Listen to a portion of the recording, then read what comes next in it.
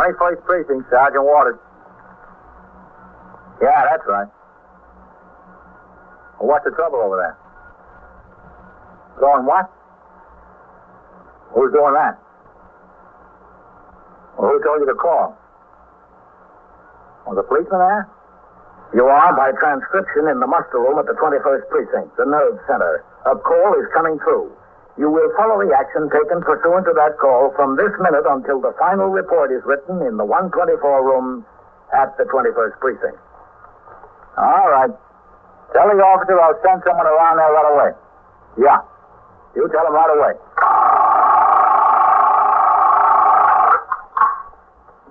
21st Precinct. It's just lines on a map of the city of New York. Most of the 173,000 people wedged into the 9/10 of a square mile between Fifth Avenue and the East River wouldn't know if you asked them that they lived or worked in the 21st. Whether they know it or not, the security of their homes, their persons, and their property is the job of the men of the 21st Precinct.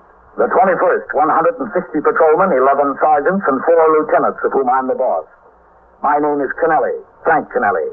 I'm captain in command of the 21st. I was working my day tour, 8 a.m. to 6 p.m.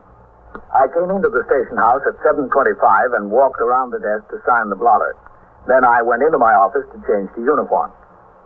A few minutes before 8, I went out into the muster room and behind the desk where Lieutenant Snyder, who had been desk officer on the 12 to 8, was talking to Lieutenant Gorman, who would be on the job for the day tour.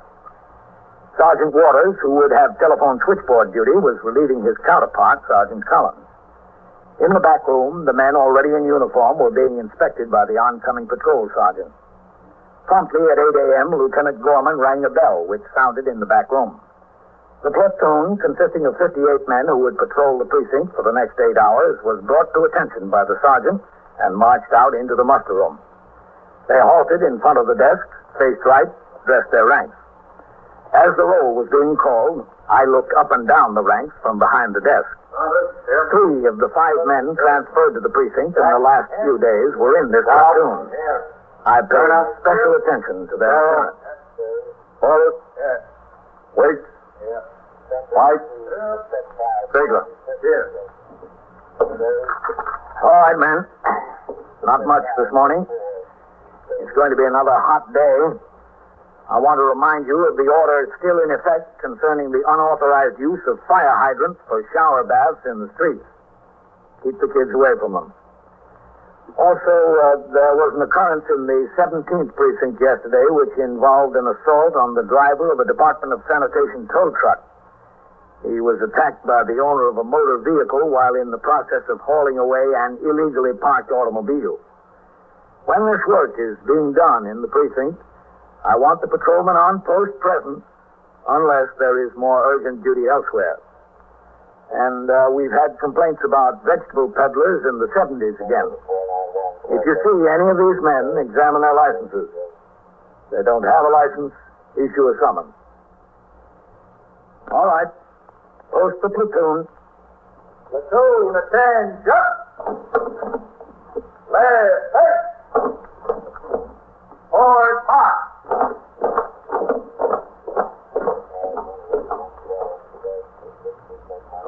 Lieutenant. Yes, sir? I see you got posts 7 and 9 doubled up. Yes, sir. Egan has a case in court. What time do you think you'll be back on the job? Before noon, I hope, Captain. Mm-hmm. Who's over there? Pagano, Captain. You know, things have been pretty rough at the playground over there the last couple of days. You better let Pagano handle 7 and double up 8 and 9. Yes, sir. I'll switch it around. As soon as I make that first ring. Oh, we still got that strike at the print shop over there. That's on 8. Well, don't you have someone on a fixer at the strike? No, sir, not today. They said it was pretty quiet yesterday. Only 1 or 2 pickets. No trouble. Oh. Figure the man on post could handle it. Well, double up 6 and 9 instead of 8 and 9. Yes, sir. That'll be all right, won't it? Yes, sir. Oh, is there any hot coffee back there? Yes, sir, I think so. Sergeant, is there any hot coffee? Yes, sir, a whole pot. Well, I got it. Well, you got what, lady? You told me I went and got a summons you to arrest him. I told you? When I was in here yesterday afternoon, I spoke to you, and you told me if I went to the court and got a summons, you'd arrest him. Lady, I wasn't here yesterday. I've been out for 2 days. Well, somebody told me. Somebody sitting right where you're sitting now. Whoever it was didn't tell you that they'd arrested Oh, yes, they did. They said if I went to court and got a summons, they'd send a policeman to arrest him. No, you know you weren't told that at all.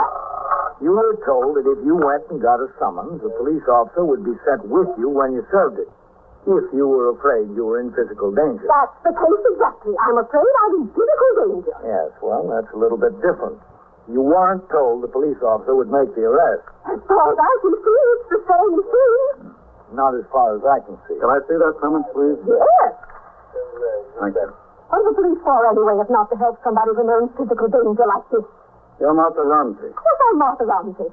Who's Charles McKelton? He's my supposed son-in-law. Why did you have a summons issued for him? Because he hit me. That's why. Your daughter is the wife of this Charles McKelton? Well, they went through a wedding ceremony, if that's what you mean, but he doesn't treat her like any wife. He treats her like dirt under his feet. And he treats me worse. Where did this happen? Where did he hit He you? took his fist and he doubled it up and he hit me right across the face. No, I mean where? At what place? At home, in the living room. And who else was there? Just me and him, Rosalie, that's my daughter. She went down to 14th Street shopping. She wasn't home. He just doubled up his fist and hit me without the slightest provocation. Then I said I wouldn't spend another night under that roof, and he said, go on. He bent over, he opened the door, and he said, go on if you're going. So I went. I went right downstairs, and I looked for a policeman to arrest him. I didn't see a policeman. So I walked over here, and this one, or the other one, told me to go to the court and get a summons. Then I went back and I waited outside for Rosie to come home, and we went to the court together. I explained to the man down there, and he said I was right. He said I was perfectly right. You lived there with your daughter and son-in-law? I did. I don't anymore. Well, where did you stay last night? At my other daughter's in Long Island City. After we went down and got the summons, I told Rosalie, I'm not going to spend another night under that roof. And I won't permit you to spend another night under that roof with him. I forbid it. So we went down to Long Island City to my other daughter. Where is Rosalie now? She's right outside. I told her to wait outside, and I'd get everything settled. What did she say about all this? It's a funeral. She's a baby. But he's her husband. Oh, he won't be for long. All right, you go outside and get her and bring her in here. Why? Just get her and bring her in. All right. I don't see why. Captain, Patrolman Saxon Division on the wire for you. All right, put it on here. Yes, sir. I'm surprised you didn't kill her, Captain. So am I. 21st Precinct, Captain Kennelly. Yeah. What time? All right, sure. I'll do that. Okay. There's a meeting at 2 o'clock of commanding officers of the division, Red. Yes, sir. Who's desk officer on the floor to 12? Lieutenant Bryan tonight, Captain. All right, you tell him when he comes in this afternoon. I'm sure I'll be back, but in case I'm not, he's to handle the turnout. Yes. Well, here she is. This is my daughter, Rosalie. How do you do? Hello. Do you believe that if your mother went to serve this summons on your husband, he'd attack her physically? Well, he did, yes. And you don't know about the times I didn't tell you about Rosalie. He'd get violent whenever you were out of the house. He's capable of murder, that man. Plain, unadulterated murder. I wouldn't say that. Oh, how long will it take you to get over being blind as far as he is concerned? I guess he would try to hit her again. All right, Red. Have a patrolman accompany her when she serves the summons. Yes, sir. I'll be in my office. Yes, sir. 694 East 78th Street. Yes, that's right. There's your promise. Sergeant, Yes, sir. what time is the carriage ring? 38, Lieutenant. All right. Policeman on post over there will ring in at 8:38. I'll tell him you're on the way over and you'll meet him. How about on the corner there in front of the cleaners? All right. What's the policeman going to do? I mean, is he going to arrest Charles or something? Are you sure? Did you ask me? He's just going to be there while your mother serves the summons to see that everything is done peacefully. Oh. All right. Well, come on, Rosalie. Yes. The policeman will be in front of the cleaners. Yes, about 8:45. All right. Thank you very much. Mother, I'll set a Rosalie. Sergeant, Yeah, Lieutenant. I want to talk to Vaccaro when he rings in. Yes, sir. Would you say she's a typical all-American mother-in-law? I hope not. 21st Precinct, Sergeant Waters. Yes, sir, I think so. Just a second, Captain. Lieutenant, have you got a couple of UF-16 memo pads out here? Yeah.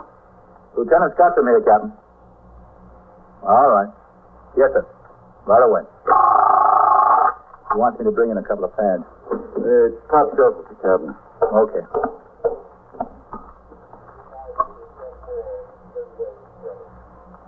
Where? Right there. Oh, yeah. I'll be right back. All right.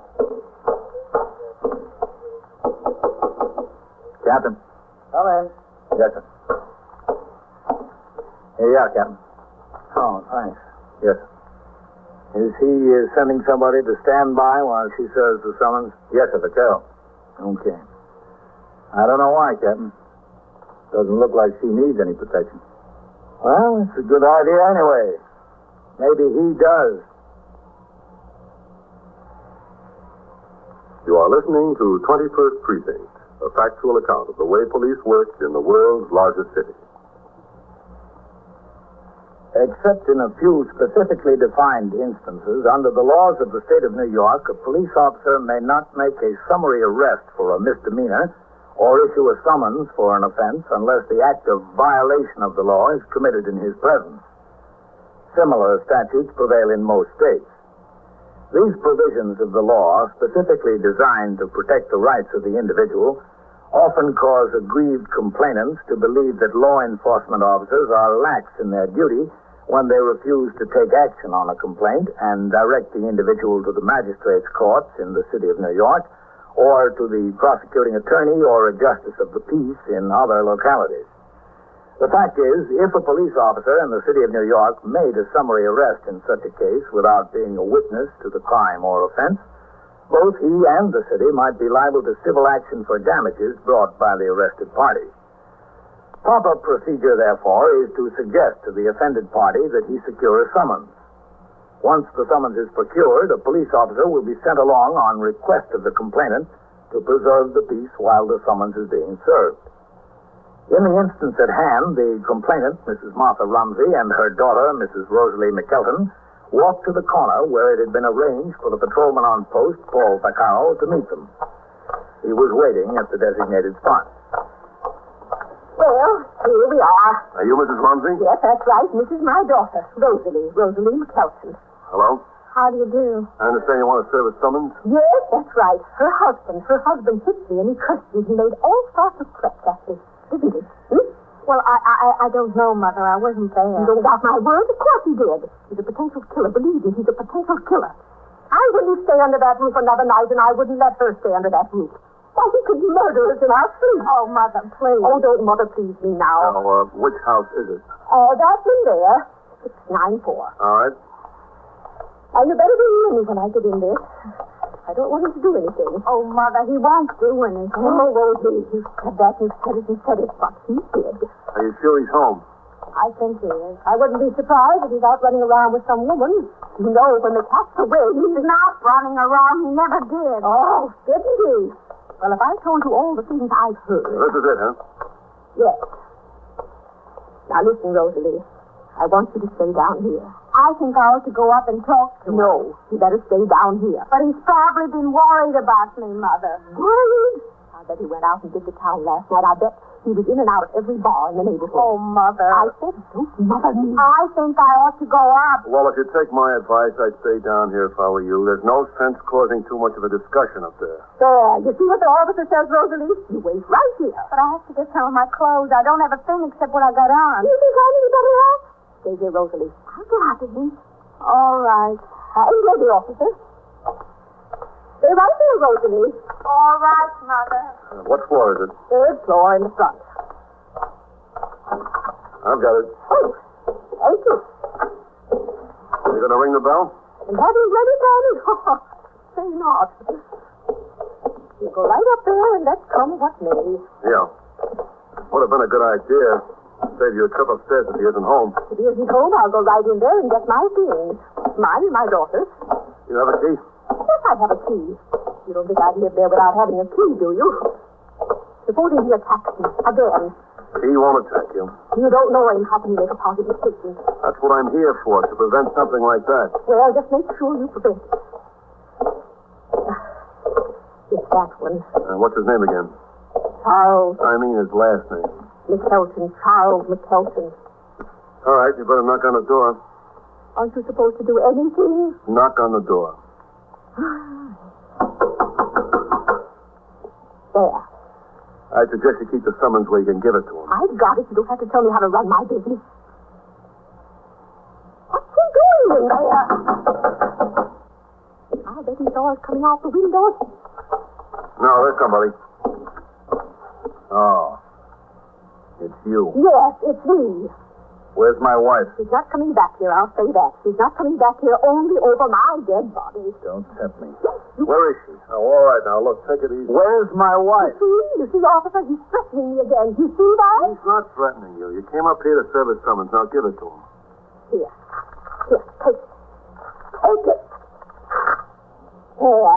What's this for? You read it, you'll see what it's for. It's for hitting me. That's what it's for. Who hit you? You did. All right, folks, it'll get settled in court. You did hit me. All right, we'll get it settled in court.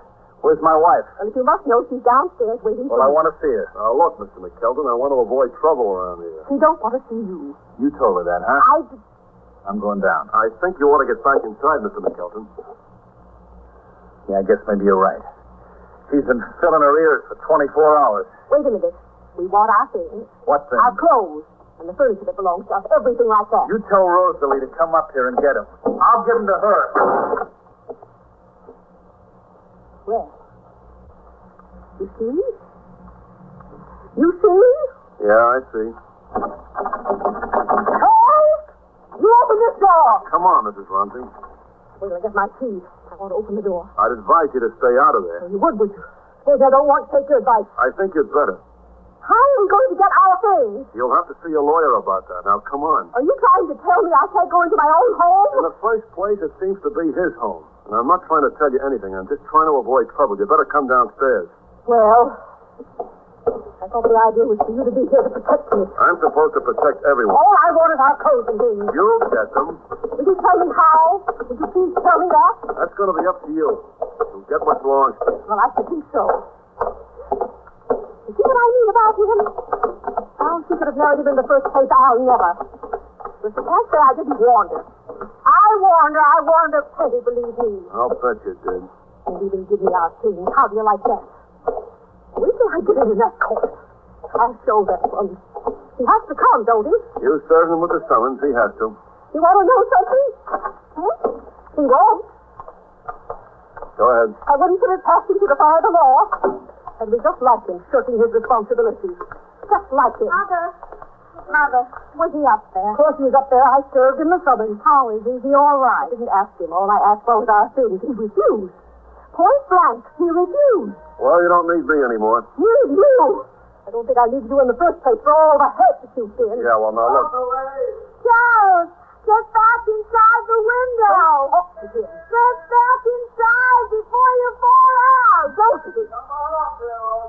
Listen, you better not lean out that far. Rosalie. Michael, let go of me. Don't you dare, Rosalie. Don't you dare go up there. After what he did to me, don't you dare. Come on up, will you?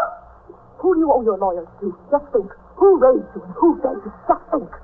Rosalie! Get back in there. Mother, please, I've got to go on. Rosalie, I'll never talk to you again. I'll cut you out of my life. I swear it. Oh, Mother. I swear it. I swear it on my life, on my life. Look, folks, you can't go yelling on the street. Come on up here. I can't, Charles. I can't. Don't listen to her. That's your trouble. That's our trouble. Folks. Tell him to have your things ready. You'll send someone for them this afternoon. Oh, Mother. Rosalie, will you listen to me? Tell him. Now, look, you're going to have to break this up. Hey, get back inside there. Tell him, Rosalie. Charles, I'm sorry. I can't come up. Tell him about our things. What? I just want you to have all things ready. I'm going to send someone this afternoon. Charles! He went inside. Charles! I guess he's talking to you all he wants to, folks. Now, you'll have to move on. There he is. You want your things? Here. Here's your winter coat. Don't throw that. Oh, I get it. I told you not to throw that. Here. Here's the lamp your mother gave us. Charles! Hold that up there. Watch out! I'm warning you. Stop throwing those things out the window. Get back, folks. Go on. Now, see here, officer. I said get back. He's aiming at you. Oh, is it? Get back. Charles, please, not the television, please. Watch out. Charles! Officer, he's crazy. Listen, lady, run down to that call box on the corner. What call That box? police telephone. Run down there and tell them to send some help. Why don't you go? I'm asking you to go. Now go. Charles, no! All right, if you put it that way. Charles, that's my favorite. Don't throw that. Hey, you people out. Walk off the sidewalk. Stay back. He's ruining everything. Everything. Well, you wanted your things, lady. You're getting them. Patrolman Vaccaro correctly decided to wait on the sidewalk until assistance arrived. If he went upstairs and attempted to gain entrance to the flat, a pedestrian might have been struck and injured by an object thrown out of the window. He kept the onlookers back off the sidewalk and tried to convince Charles McKelton to stop the destruction of his own property. In the meantime, the call for assistance reached the station house. Sergeant Waters, on TS duty, notified the Communications Bureau, and a Signal 32, assist a police officer, was put out over the air. I had just gone out on patrol of the precinct in sector car number 3 with Patrolman Coley as operator. We were within 2 blocks of the scene when the radio call came over, and I instructed Coley to make the run. When we turned into the block, I noticed that Lieutenant Matt King, commander of the 21st Detective Squad, was in his car making the turn right behind us. All right. Pull up in there, Coley. Yes.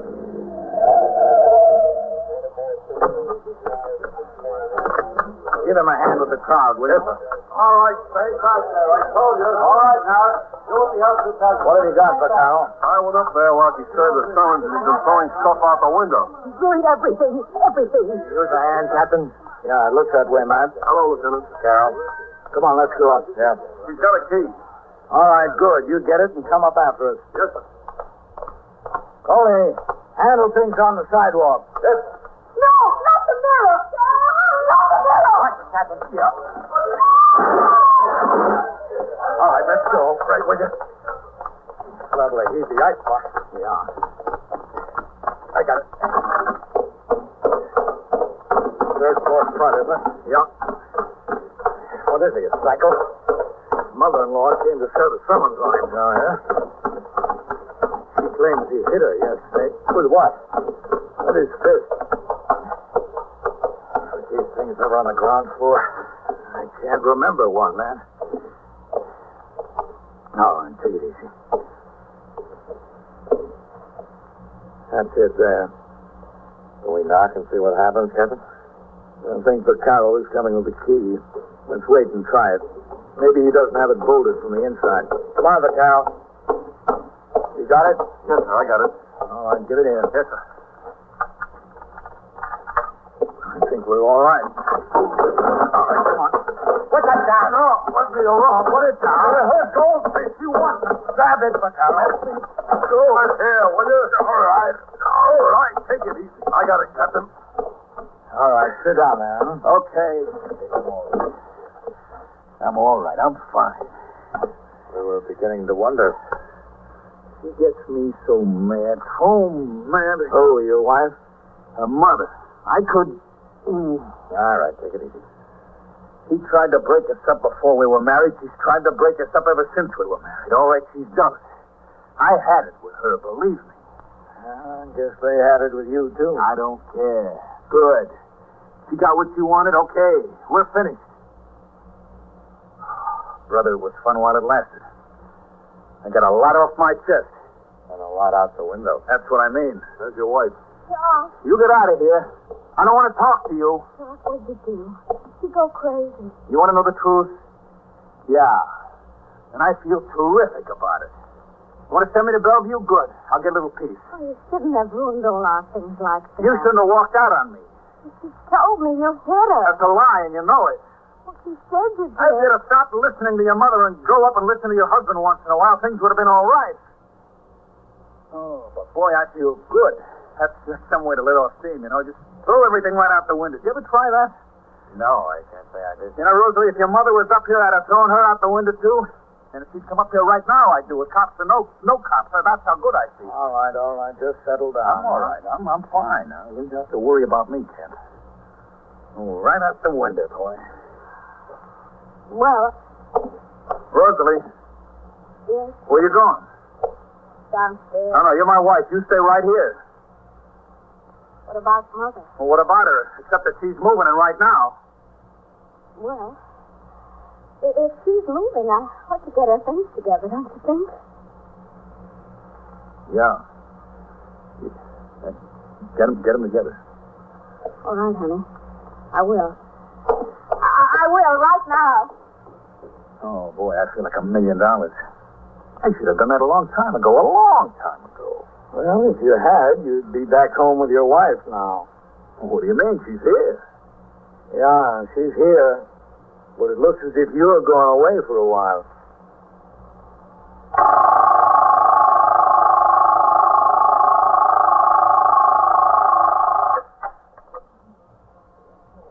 First Precinct, Sergeant Waters. What do you mean you were robbed? Somebody hold you up? Yeah. Oh, broke into your flat. Well, how much is missing? Yeah. Are there any marks on the door where they got in? Yeah. Uh-huh. What's the address there? 135 or 139? Yeah. And so it goes. Around the clock, through the week, every day, every year. A police precinct in the city of New York is a flesh and blood merry-go-round.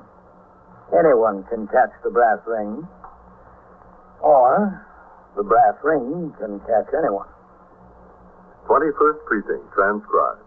A factual account of the way the police work in the world's largest city is presented with the official cooperation of the Patrolmen's Benevolent Association, an organization of more than 20,000 members of the Police Department, City of New York. Everett Sloan in the role of Captain Kennelly, Ken Lynch as Lieutenant King, Harold Stone as Sergeant Waters. Featured in tonight's cast were Susan Douglas, Abby Lewis, Santos Ortega, Mandel Kramer, and Frank Campanella. Written and produced by Stanley Niss. Art Hannah speaking.